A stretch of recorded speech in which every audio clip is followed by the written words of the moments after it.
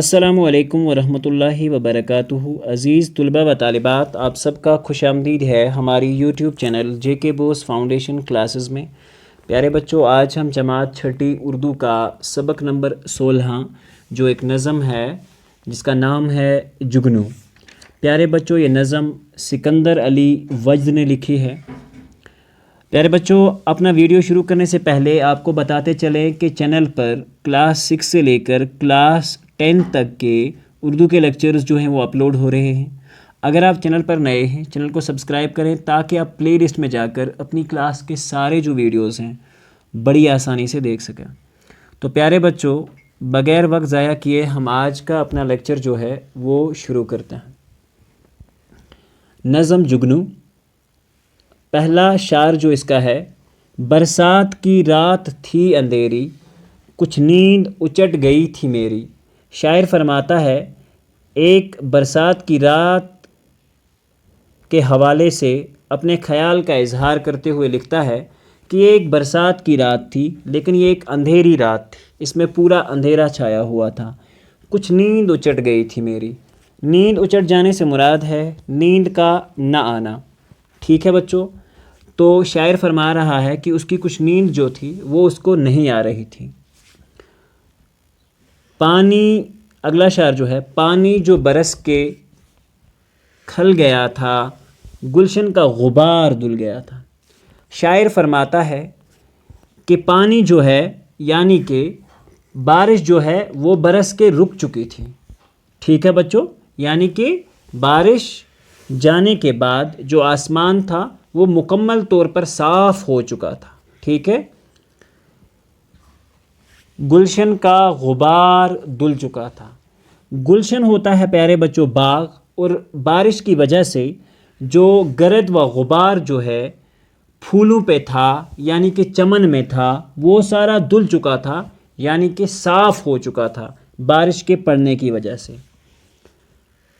اگلا شعر ہے: بیدار تھی باغ میں اکیلی۔ بیدار ہوتا ہے جاگنا۔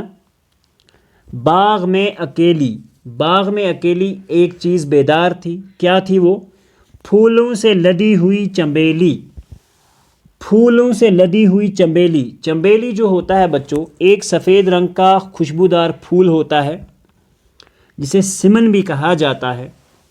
تو یہ اب شاعر کو اس باغ کی طرف خیال جاتے ہوئے شاعر کہتا ہے کہ ہاں، پوری دنیا تو سو رہی ہے لیکن بیدار کیا چیز ہے؟ باغ میں ایک اکیلی لیکن وہ پھولوں سے لدی ہوئی ہے چنبیلی، یعنی کہ چنبیلی کے بڑے بڑے پھول جو ہیں اس کے اوپر کھلے ہوئے ہیں اور ان کا وزن جو ہے چنبیلی کے پھول پہ پڑا ہوا ہے۔ اتنے میں جو رو چلی ہوا کی، قسمت ہی چمک گئی فضا کی۔ آئی بات سمجھ بچوں؟ اتنے میں جو ہوا آئی، جو ہوا کا جھنڈ آیا، جسے ہم کہیں گے کہ ہوا کا جو جھونکا آیا، قسمت ہی چمک گئی فضا کی۔ یہ جو ماحول تھا باہر، یہ جو ہوا تھی باہر، اس کی تو قسمت ہی چمک گئی۔ کس کی وجہ سے؟ ہوا کے آنے کی وجہ سے۔ ہونے لگی جگنو کی بارش، فطرت کے جمال کی تراوش۔ ٹھیک ہے بچوں؟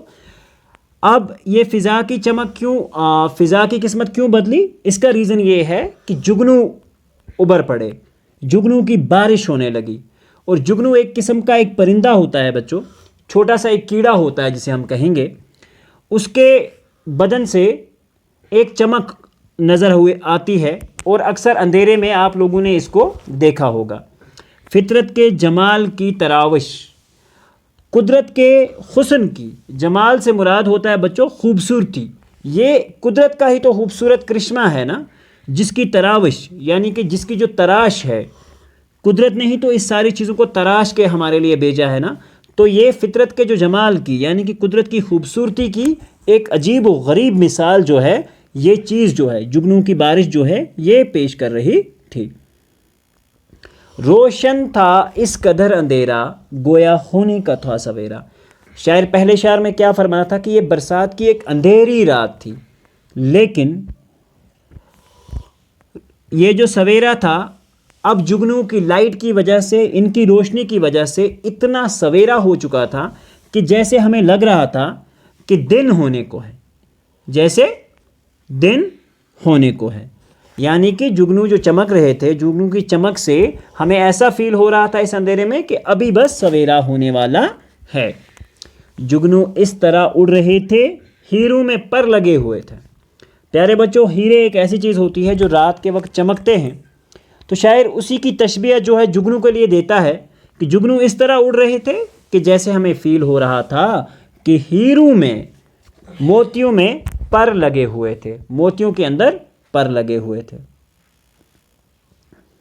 پیپل تو چنار بن رہا تھا، ہر شاخ سے نور چھن رہا تھا.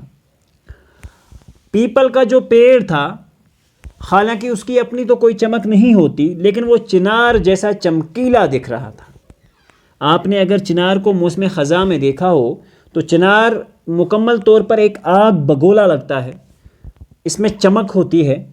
تو اس طرح سے پیپل بھی اب چنار بنا ہوا تھا. ہر شاخ سے نور چھن رہا تھا، اور اس کی ہر شاخ سے جو ہے نور جو ہے وہ جھلک رہا تھا، کیونکہ اس کی ہر شاخ پر جو ہے وہ جگنو بیٹھے ہوئے تھے.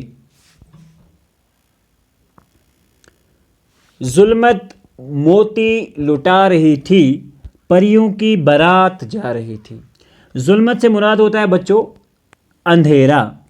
اندھیرا جو ہے وہ موتی لٹا رہی تھی، یعنی کہ اس اندھیرے میں چاروں طرف موتی ہی موتی نظر آ رہے تھے، لیکن یہ موتی نہیں تھے، عکس میں ایک جگنو ہے، ایک چمکنے والا کیڑا ہوتا ہے.